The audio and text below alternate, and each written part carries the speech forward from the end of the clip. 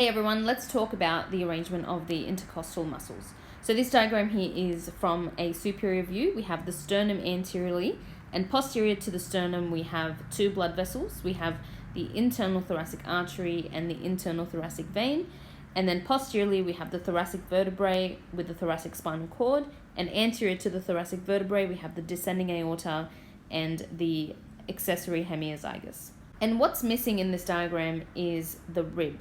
And this is because we are trying to show the arrangement of the muscles within the intercostal space.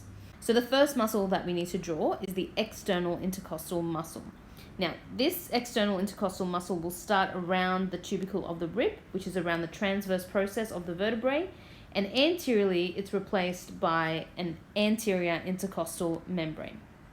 So the external intercostal muscle is going to help us with forced inspiration. Now the next muscle that we need to talk about is the internal intercostal muscle. This muscle starts anteriorly around the sternocondral junction, and posteriorly it is replaced by an internal intercostal membrane.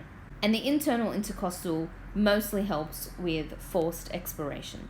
And the last muscle of the intercostal muscles is going to be our innermost intercostal, and the muscle belly of this is just found halfway through within the thoracic cavity.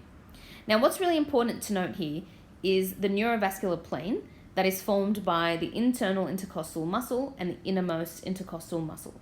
This just means that this is where the neurovascular bundle lies. So the most superior structure within this intercostal space is going to be the intercostal veins.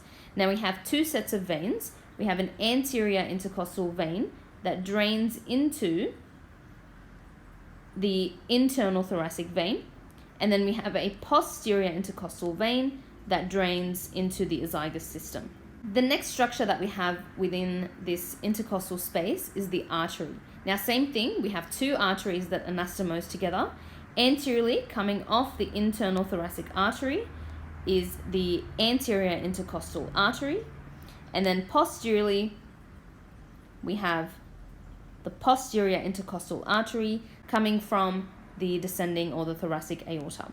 And the last structure and the most inferior structure within this neurovascular bundle is the intercostal nerve that of course originates from the thoracic spinal cord.